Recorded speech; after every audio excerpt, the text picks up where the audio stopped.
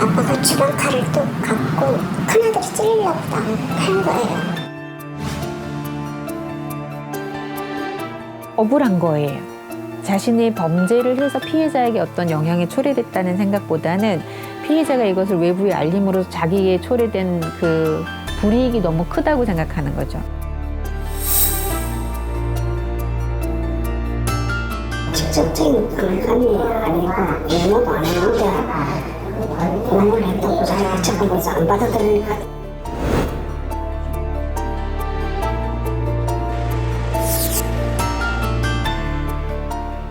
조금이라도 발소리만 나면 무서워요. 우리한테 찾아와서 해코지 할까 봐.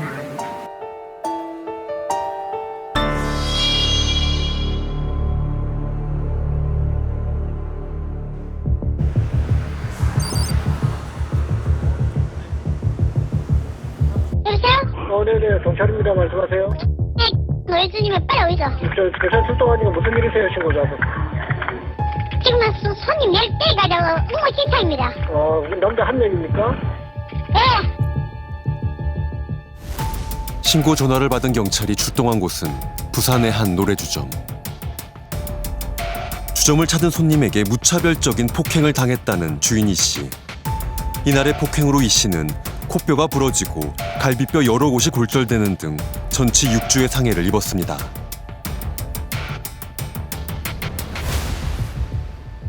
사건이 일어난 노래주점은 현재 문을 닫은 상태입니다. 피해자의 딸인 김은희 씨를 만나 그날의 상황을 들어보기로 했습니다. 어머니 여기 그 몇 년째 가게 운영하고 계신 거예요? 22년째요. 22년째 네. 이 자리에서? 네. 오래된 건물 지하에 위치한 노래주점. 사건이 일어난 곳은 주점 안쪽에 있는 화장실이었습니다. 여기세요.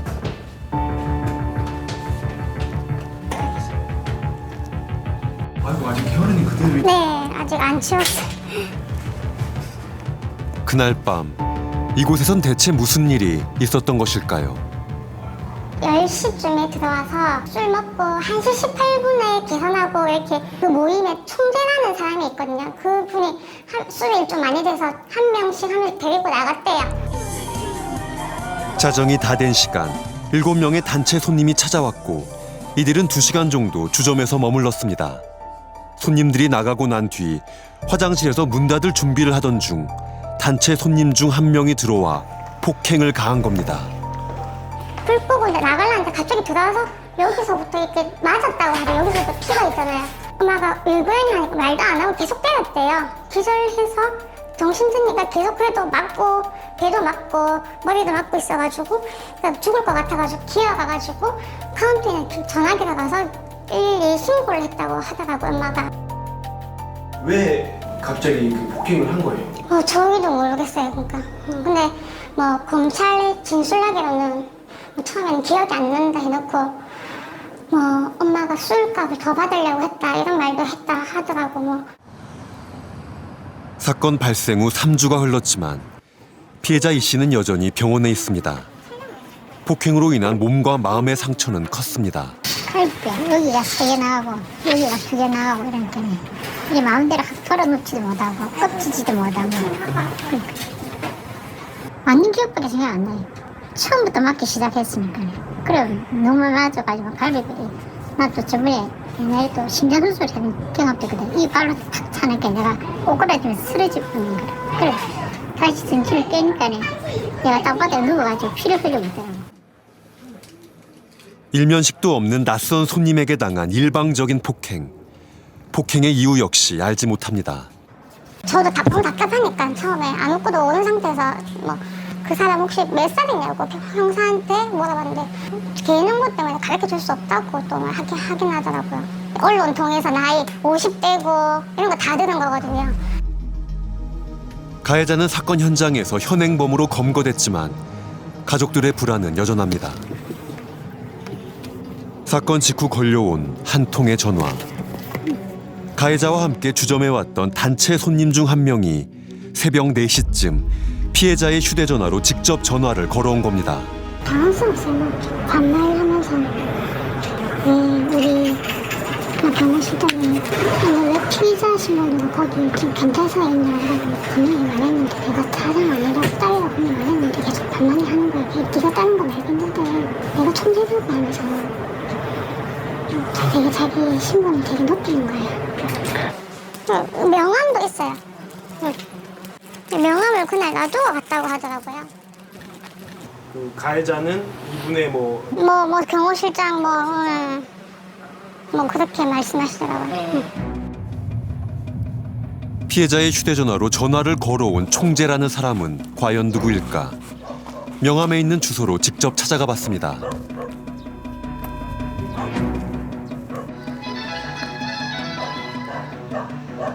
여보세요?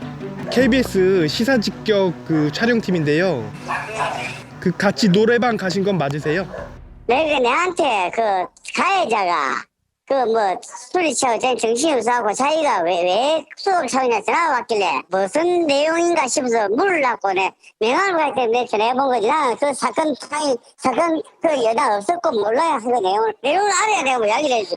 전혀 모르는데 막. 경호원이고 막 그렇다고 그러시던데 그건 아닌가 봐요. 그 모른다니까. 내가 지금 골프 치고 좀 있는데 모른다니까. 그래서 전화해 봤어요. 안녕하세요.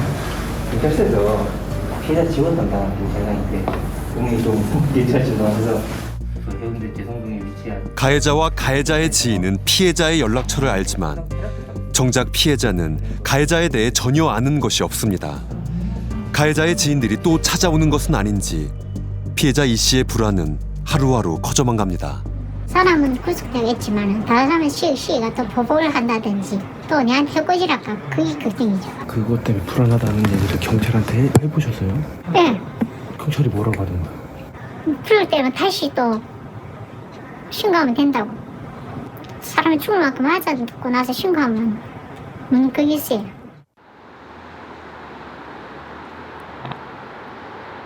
스물아홉 살의 평범한 직장인 박미영 씨 역시 범죄 피해자입니다. 좀 떠올리는 건 힘드시겠지만 좀 그때 상황을 좀 얘기해 줄 수 있으세요? 가해자가 2명인데 한 명은 동생이고 친했던 동생이고 강간이 2번 있었고 동생 한 번, 형 한 번 강간이 있었고 이제 범행이 끝나고 나가겠다 하니까 안 나가게 핸드폰 숨기고 해서.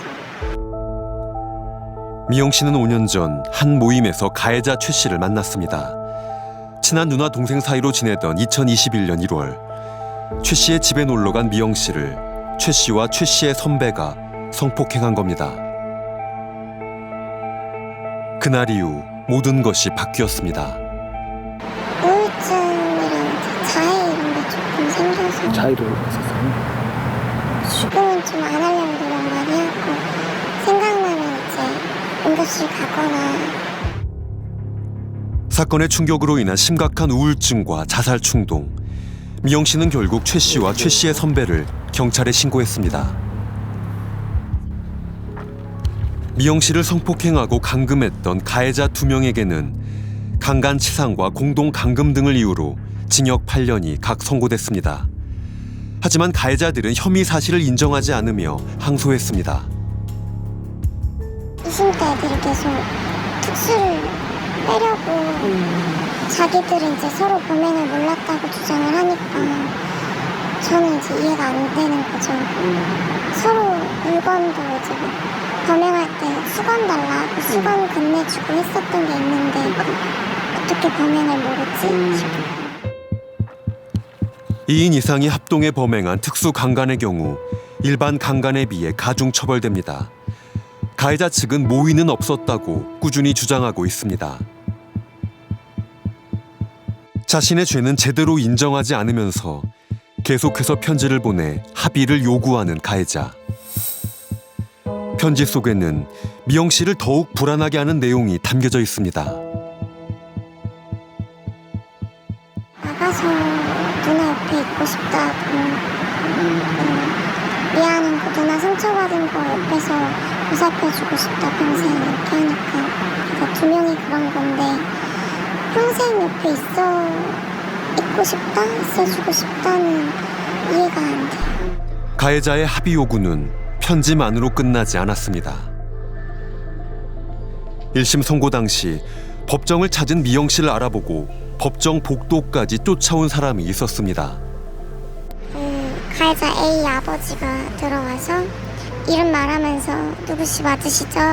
저 누구 아빠인데 합의 때문에 이래가지고 바로 도망치다가 계속 쫓아오셔서 복도에서 이제 호흡곤란 과호흡 와가지고 공황장애도 있고 해서 정신 확 나서 쓰러지고 법정에서 사람들이 막 구급조치해주고 119 부르고 막 그랬어요.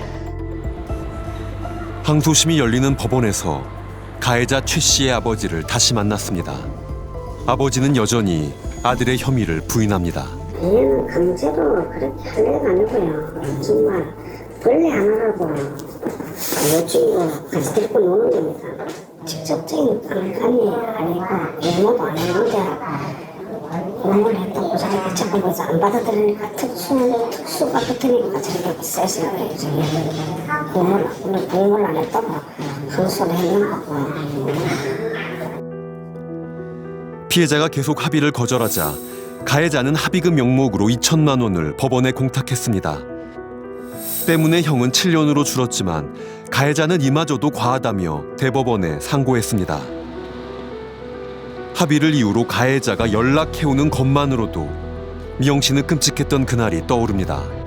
항상 불안 속에서 살고 약 먹으면 조금 괜찮다가 약 기운 떨어지면 다시 약 먹고 최대한 참고 어떻게든 버텨보려는 걸로 정신력으로 살고 있는 것 같아요.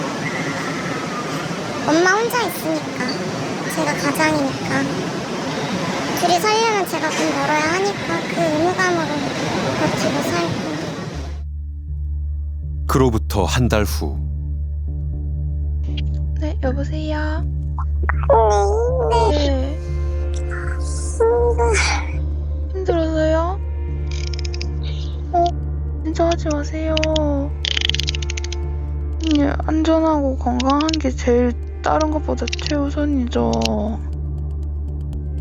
새벽 3시 제작진에게 연락해 심적 고통을 호소하던 미영 씨는 제작진과의 통화 후 바로 응급실로 간다는 메시지를 보내왔습니다. 제작진도 서둘러 응급실로 향했습니다. 그동안 병원 상담을 꾸준히 받으며 마음을 잘 추스리고 있던 미영 씨가 이렇게 갑자기 무너져 내려 자해까지 한 까닭은 무엇 때문일까? 가해자 아빠한테 편지 와서 문자가 첫날 밤 미영 씨는 낯선 번호로 메시지 한 통을 받았습니다. 가해자 최 씨가 쓴 편지를 가해자의 아버지가 직접 전해온 겁니다. 숨이 덜컥 막혀서 갑자기 아무 소리 다 안 들리고 멍한 그러고 해서 심장 빨리 뛰고 혹시 근처 온 건 아니지?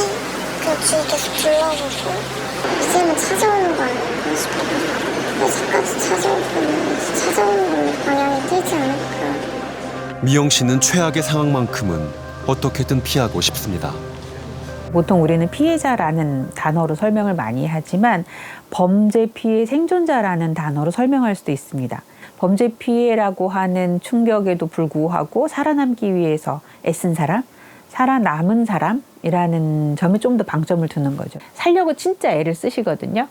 근데 이 자가해 때문에 포기하시는 분들이 많아요. 이제 형사사법 체계를 조금 더 피해자 보호적으로 구현하는 것, 거기에 더해서 2차 가해로부터 피해자를 보호하기 위한 현실적인 노력, 이런 것들을 좀 하면 좋을 것 같습니다.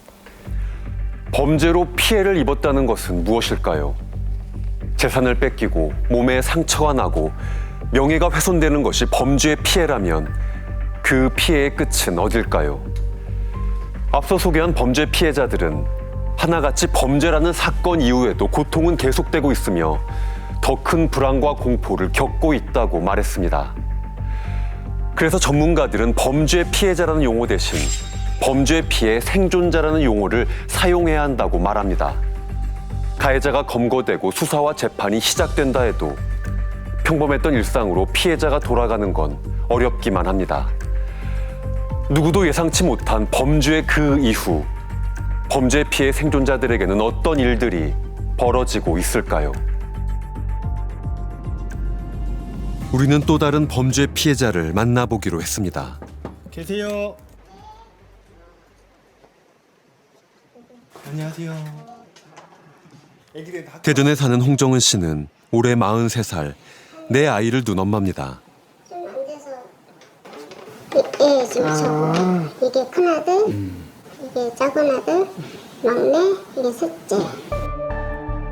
화목했던 시절도 잠시 남편의 알코올 중독과 폭력으로 부부는 2019년에 이혼했습니다.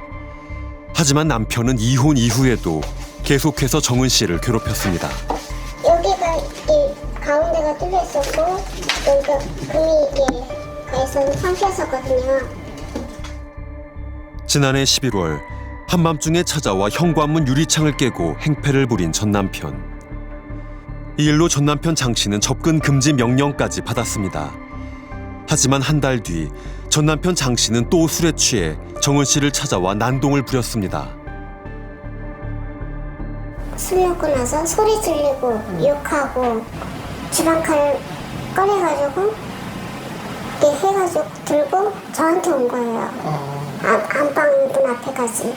그때 당시 저는 경찰에 신고할 상태에서 전화는 안 끄고 빨리 와주세요, 빨리 와주세요, 제발요.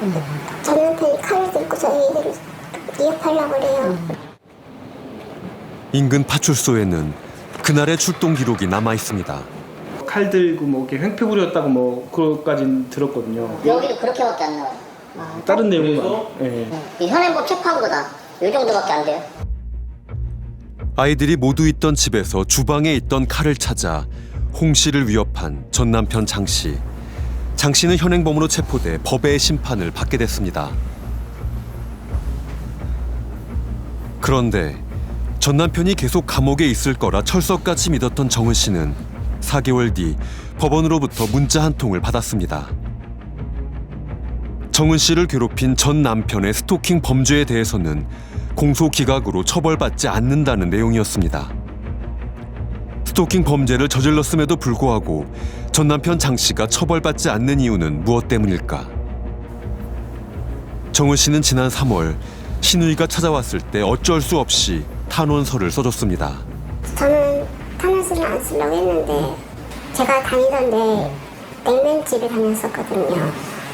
근데 거기를 어떻게 해서 찾아와가지고 술을 먹이고 새벽까지 먹이고 나서 호흡이 곤란해서 기절할 정도까지 먹이고 나서 그 탄원서를 써달라고. 아, 탄원서를 써달라고? 네. 협박을 받은 거죠, 저도. 강제로. 저는 쓰기 싫은데 강요를 하니까 강제로.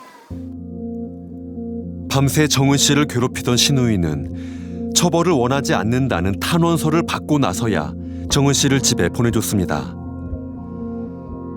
스토킹 범죄는 피해자가 처벌을 원하지 않으면 가해자를 처벌할 수 없는 반의사 불벌죄에 해당합니다. 선생님이 컴퓨터를 보는 처분이 3월 29일 날에 출소했다고 하더라고요. 3월 29일 날. 출소했다는 연락은 전혀 못 받으셨어요? 못 받았어요. 그래서 저는 그 소리 듣고 더 겁이 난 거예요, 제가. 언제든 남편이 또 찾아와 본인과 아이들을 해칠 수 있다는 생각에 정은 씨는 요즘 약에 의지하는 일이 많아졌습니다. 지금도 악몽 꿈을 꿔요. 자다가도 1시에 깨면은 그 후로도 제가 잠을 못 잤어요. 수면제, 불면증 약을 먹어도 여기에서도 약 효과 없더라고요. 몸만 조금이라도 발소리만 나면 무서워요. 누가 우리한테 찾아와서 해코지 할까 봐. 마냥 무서워만 하고 있을 수도 없습니다. 정은 씨는 초등학생 아이가 셋이나 있습니다. 전 남편은 아이들 명의로 여러 대의 휴대전화를 개통했고 돈을 지불하지 않아 둘째 아들은 현재 신용불량 상태입니다.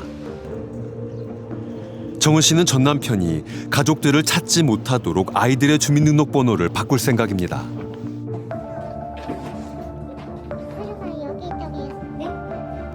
전 남편이 찾아오기 전에 먼저 숨는 것이 아이들을 지키고 자신을 지키는 유일한 길이라고 정은 씨는 믿고 있습니다. 최근에도 이제 신용불량금이 있고 저도 그렇고 그래서 더 이상 그 식구들한테 휘말리지 않게 하려고. 전 남편이 알 수 없는 곳에 새 집도 구했습니다. 아이들의 주민등록번호를 바꾸고 학교와 집까지 옮기는 정은 씨의 바람은 단 하나입니다. 애들하고 저 그냥 편하게 살고 싶어요. 아무도 없는 곳에서 그냥 연락도 없이 편하게 살고 싶은데 언젠간 어디서 다 부딪히긴 해야겠죠. 저 남편도 그렇고 단 해코지짓만 안 했으면 좋겠어요. 전 남편의 폭력을 피해 나를 숨기고 아이를 감추는 것. 그것이 정은 씨가 지금 할 수 있는 최선입니다. 가해자인 아버지를 피해 온 가족이 도망치듯 이사를 가야만 하는 슬픈 현실. 가정폭력이나 데이트폭력과 같이 가해자가 피해자의 신상을 잘 알고 있는 경우 피해자는 가해자의 보복에 고스란히 노출될 수밖에 없습니다. 이를 막기 위한 제도 중 하나가 앞서 보신 주민등록번호 변경 신청입니다. 보복 범죄가 우려되는 피해자와 그 가족이라면 피해 사실을 입증하는 서류를 구비해 가까운 주민센터에 주민등록번호 변경 신청을 할 수 있습니다. 이렇듯 피해자가 간절히 원하는 것은 가해자와의 완전한 분리 그리고 단절입니다. 하지만 현실은 어떨까요? 부산에서 나고 자란 지연 씨가 오랜만에 고향을 찾았습니다. 어머니 유혜선 씨도 함께입니다. 제가 어릴 때, 아기 때, 중고등학교 때 살았던 곳에 가고 있습니다. 가는 이유가 있나요? 집을 좀 정리를 하려고 이제. 눈에 익은 상점과 골목들. 지연 씨 가족은 이 동네에서 40년을 살았습니다. 4년 전 지연 씨와 어머니가 집을 나온 이후 고향집은 사람이 살지 않는 빈집으로 덩그러니 남겨져 있습니다. 사실 이 집은 가족들에게는 가슴 아픈 기억의 장소입니다. 알코올 중독으로 폭력과 폭언을 일삼던 아버지는 가정폭력 가해자이자 집안의 폭군이었습니다. 일주일에 3번 정도? 그리고 좀 운 좋으면 2번. 좀 안 좋으면 늘 맞았던 것 같고. 여기 바깥에 마당이 있는데 거기서 늘 원산복격을 했어요, 아기 때. 네, 근데 아침까지 했습니다, 밤부터. 원산복격을. 근데 그런 거가 저희는 익숙해서 좀 그래가 그때 자세가 바르지 않으면 야구 빵망이로 때려서 여기가 터져서 앉지를 못할 정도로. 부유한 집안에서 둘째 아들이었던 아버지 송 씨는 직장도 없이 매일 집에서 게임을 하며 술만 먹었습니다. 그러다 술에 취하면 지연 씨 남매와 아내를 불러 온 가족을 때렸습니다. 이렇게 때리는 게 아니고요. 이렇게 하고 이런 데를 때려요. 그러니까 아프고 저희 엄마 코 되게 많이 내려앉았잖아요. 원래 저희 코가 탔어요. 저도 지금보다 약간 더 높았는데 맞아서 코가 삐뚤어져서 다시 바로 한 번 한 거거든요. 네. 근데 수술 3번 했어요. 엄마는 지금 뭐 여기도 꺾이기도 했는데 코가 되게 많이 내려앉았죠. 저희 아빠는 진짜로 그냥 안 가리고 때리세요. 네, 일부러 보이는 데를 많이 때리고 눈도 많이 맞으셔. 그리고 지금도 녹내장도 되게 심하시고 엄마가 안압이 올라가서 네. 엄마 걔한테 나오더니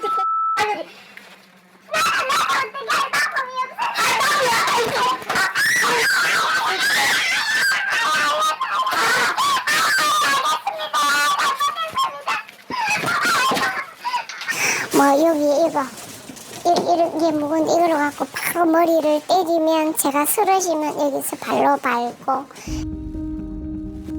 술에 취하면 눈에 보이는 모든 것이 폭행의 도구가 됐습니다. 남편 송 씨는 고등학생이던 아들을 전깃줄로 묶어 때리기도 했습니다. 아이들이 태어나기 전부터 시작된 남편의 폭력. 아내 유혜선 씨가 긴 세월 남편의 폭력을 참고 함께 산 이유는 바로 자녀들 때문입니다. 그리고 애들은 고등학교 때 다 집을 나가고 나간 후에도 제가 15년을 아직 남편이랑 여기서 사는 거는 아이들이 밖에서나마 자유롭게 생활할 수 있게 내가 여기서 보호막이 된다는 마음으로 이 집에 있었습니다. 유혜선 씨의 희생 덕분에 딸 지연 씨는 미국으로 유학을 다녀왔고 지금은 대학에서 학생들을 가르치고 있습니다. 자녀들이 독립한 이후에도 유 씨의 이혼은 쉽지 않았습니다.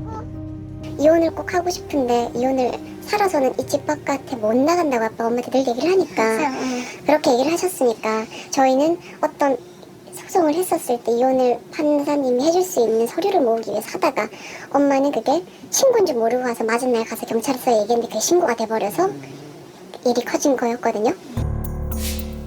이혼을 결심한 아내 유 씨가 매일 조금씩 적어놓은 폭력의 일지는 후에 가정폭력의 증거가 되었습니다. 결국 남편 송 씨는 40년간의 가정폭력이 인정되어 징역 4년형을 선고받았고 아내 유 씨는 남편과의 이혼을 할 수 있었습니다. 남편이 수감되면서 유혜선 씨는 40년 만에 자유를 얻었습니다.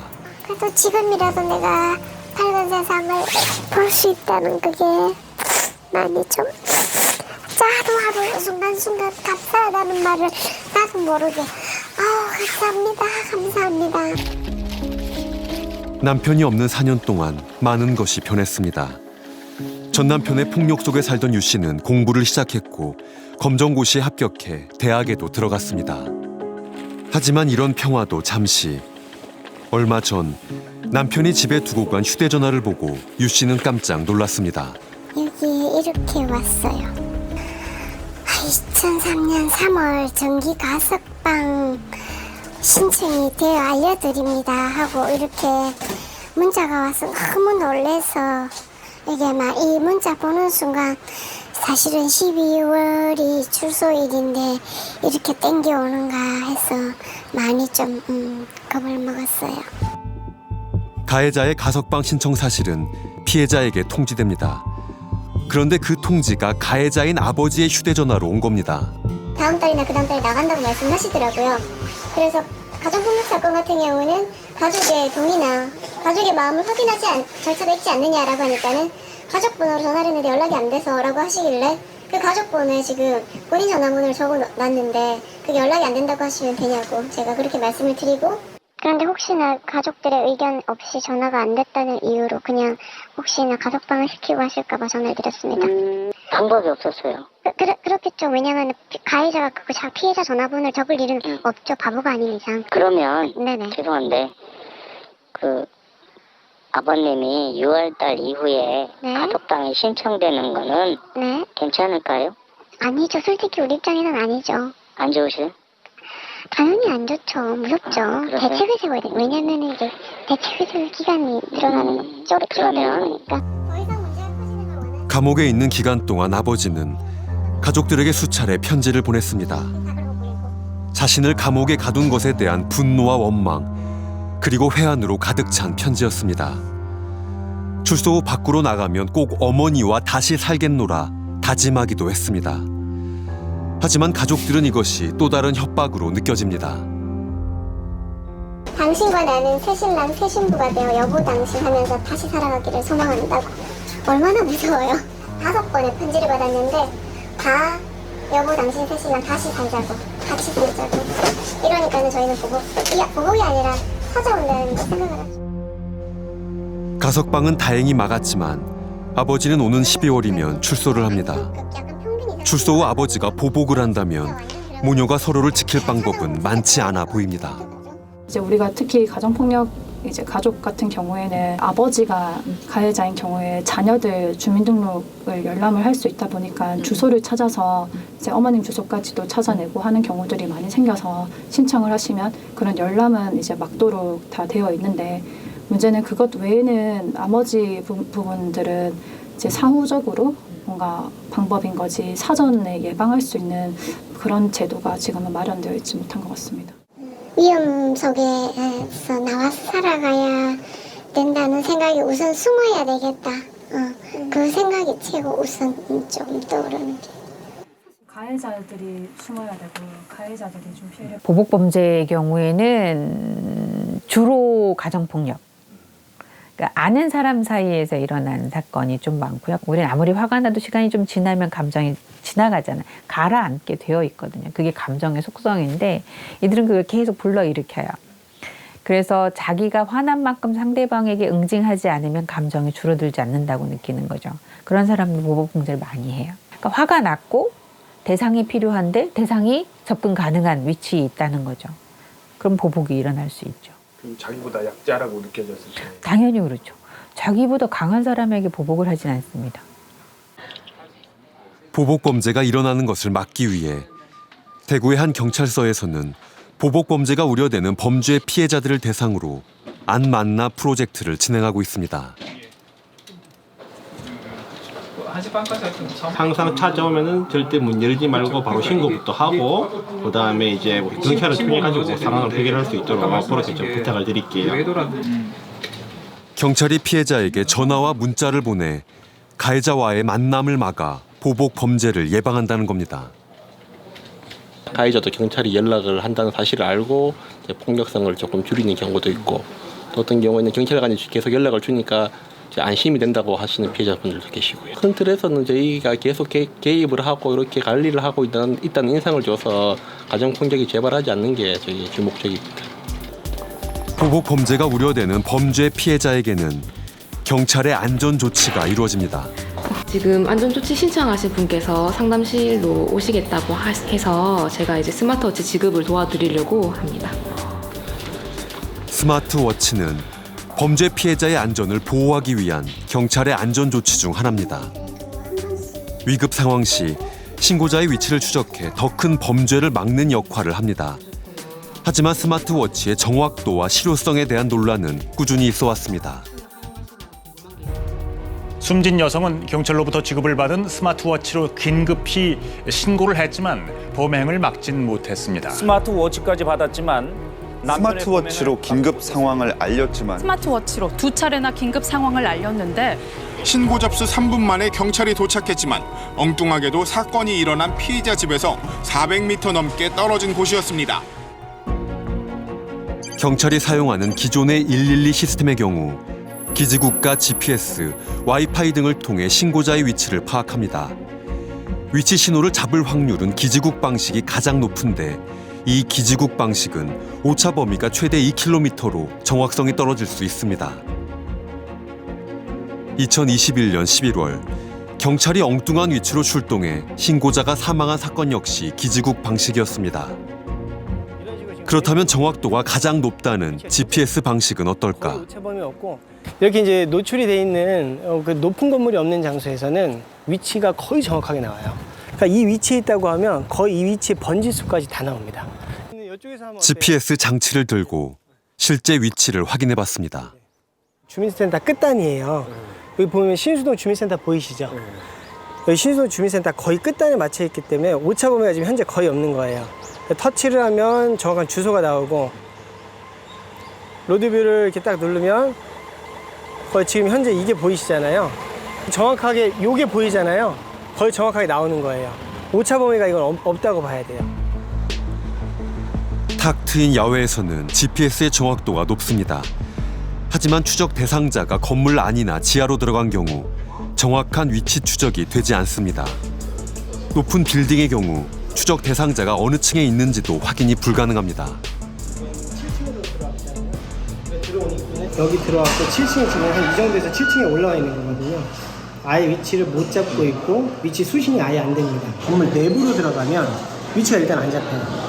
그 내부에서 또 건물이 1층도 있고 2층도 있고 3층도 있고 다양할 거 아니에요. 거기에 대한 층수도 확인을 할 수가 없어요. 현재 지금 기술력으로는. 이러한 문제점을 보완하기 위해 경찰은 2022년부터 스마트워치 위치 확인 시스템을 도입했고 새로운 기술 개발도 하고 있습니다. 기존 같은 경우에는 이제 그 GPS, 기지국, 와이파이 모두 해서 그 취기를 하지만 정말 최악의 상황은 기지국밖에 잡히지 않는 경우가 있거든요. 그럴 경우에는 사실상 구현할 수 있는 기술력이 없었기 때문에 오차 범위가 늘어날 수밖에 없습니다. 그때는 반경 500m 정도 오차 범위가 있었는데 올 초에 이제 보급된 신형 스마트워치 같은 경우는 반경 50m 정도로 대폭 정확도를 높였고 저희가 기술 개발하려고 하는 건 반경 30m 정도인데 아파트 기준으로 하면 한 개동 정도가 들어가게 됩니다. 수직 범위도 들어가는데 수직 3m 정도로 들어가려고 하고 있거든요. 피해자를 수색하려고 하는 범위가 굉장히 줄어들게 됩니다. 전문가들은 가해자와 피해자 양쪽 모두에게 스마트워치를 지급하는 것이 보다 효과적일 수 있다고 말합니다. 서로의 위치를 파악해 범행이 일어나는 것을 미리 예방하자는 겁니다. 실제 미국에서 양쪽 모두에게 GPS 추적 장치를 지급하자 연평균 15명이었던 사망자가 3년간 단 한 명도 발생하지 않았다고 합니다. 정부는 피해자에게 잘 숨어 있어라. 그냥 꼭꼭 숨어 있어서 가해자의 눈에 띄면 안 돼. 이런 식의 어떤 제도를 만들어서는 안 되고 그 감시를 가해자에게 돌려주는 역할을 해야 돼요. 가해자가 내가 지금 감시받고 있구나. 누군가 지켜보고 있구나. 섣불리 행동하다가는 정말 큰일이 나겠구나라는 그러한 두려움과 공포를 가해자에게 줬는가 이 사회가. 그래서 범죄를 예방하려는 노력을 해왔는가. 이러한 질문을 지금은 정말 크게 해야 된다고 생각합니다.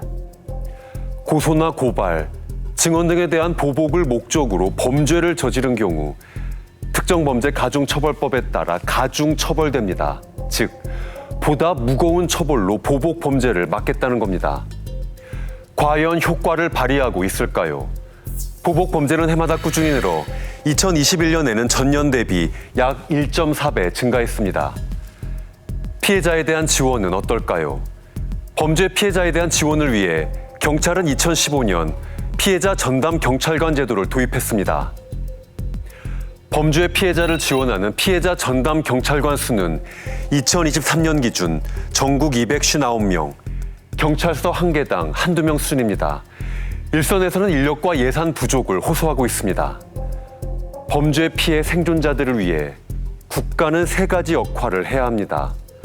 가장 먼저 해야 하는 일은 신속한 수사와 정당한 처벌입니다. 그리고 국가는 피해자에 대한 지원을 확대해야 하고 마지막으로 가해자로부터 지속적인 보호를 해야 합니다. 국가가 이 역할에 실패했을 때 어떤 끔찍한 일이 벌어졌는지 우리는 잘 알고 있습니다. 2022년 9월 14일 사람들이 많이 오가는 지하철역에서 일어나선 안 되는 일이 일어나고 말았습니다.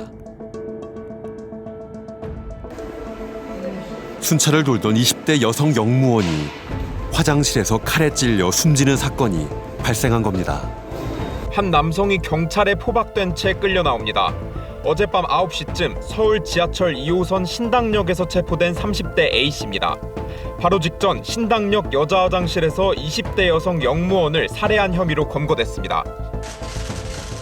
범인은 피해자와 입사 동기였던 당시 31살의 전주환이었습니다. 제가 진짜 미친 짓을 했습니다. 도둑살인혐의 인정하십니까? 정말 죄송합니다.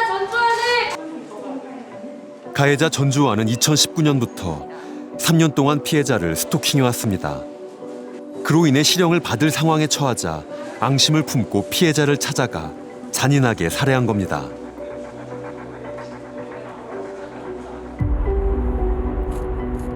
사건 발생 후 9개월이 흘렀지만 가족들은 아직도 딸의 죽음이 믿기지 않습니다. 이거는 아이가 썼던 침대 이불 그냥 가져와서 쓰고 저런 거 다 그냥 다 아이 거예요. 저희는. 이쪽에 또 아이 옷. 주인을 잃은 옷장 안에는 딸의 흔적들이 고스란히 남아 있습니다. 고등학교 때 입었던 고등학교 수능 끝나고 이제 제가 사줬던 이런 옷들은 하나씩 보이더라고요. 엄마는 서울에 있던 딸의 유품을 하나도 버리지 않고 그대로 가져왔습니다. 버릴 수가 없죠. 버릴 수가 없죠. 어떻게 버려?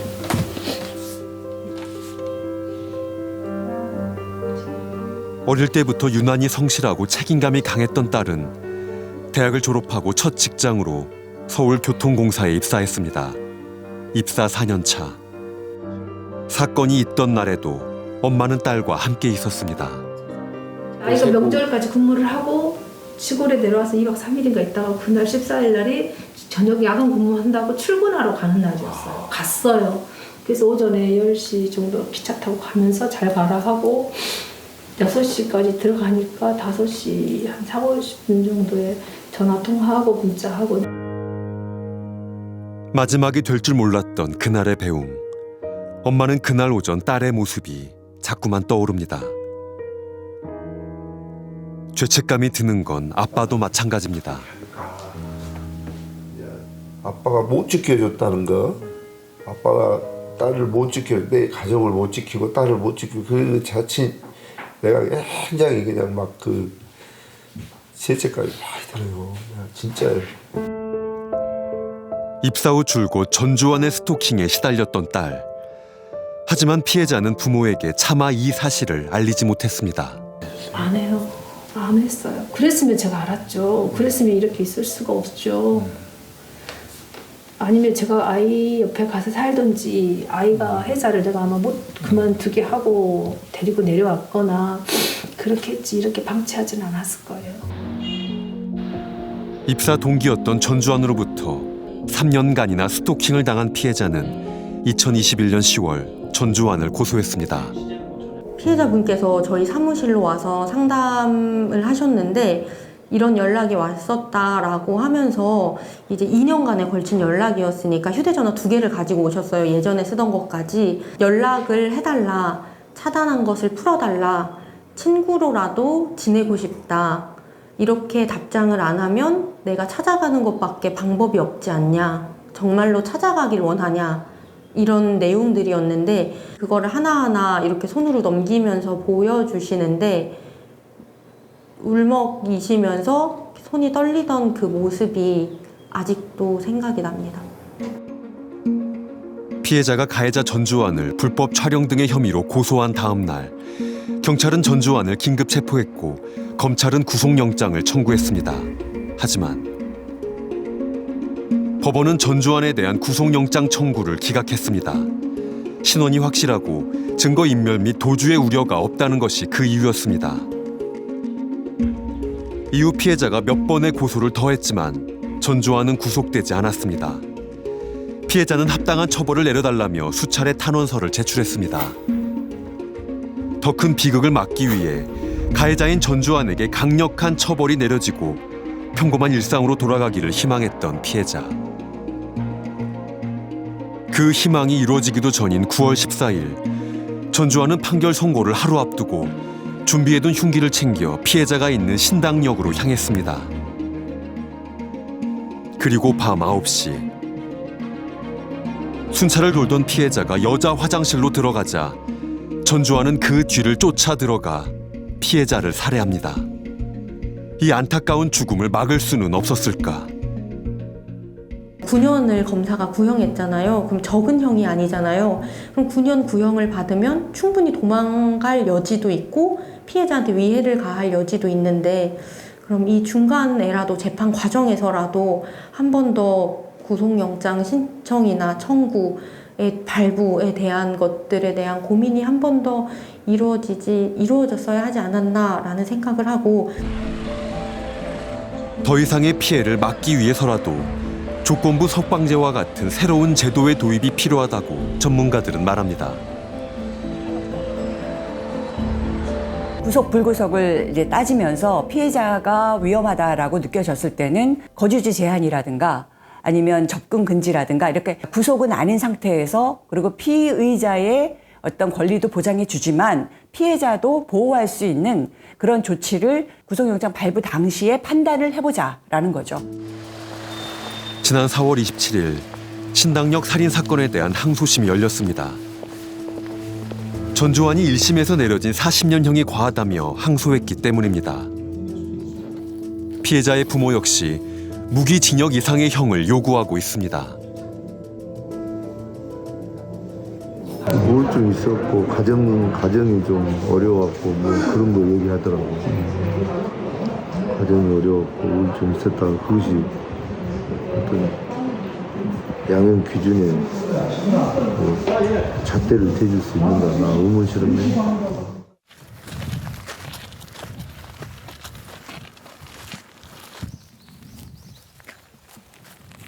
지난해 가을, 가족은 사랑하는 딸을 선산 한 켠에 묻었습니다. 타지에 나가 홀로 외롭게 산 딸이 여기서도 혹시 외로울까 싶어 아버지는 딸의 묘소 옆에 의자를 마련해 두고 자주 와본다고 합니다. 내가 날마다 와서 같이 혼자 있으면 쓸쓸하니까 올 때마다 언제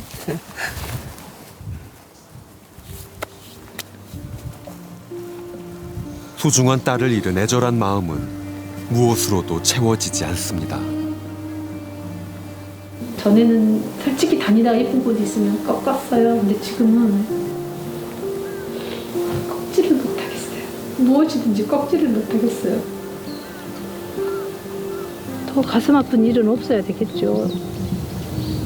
저 같은 부모가 더 이상 나오면 안 되죠. 이게 얼마나 마음이 아픈데요. 피해자의 부모는 가해자 전주환의 엄벌을 촉구하는 탄원서를 받고 있습니다.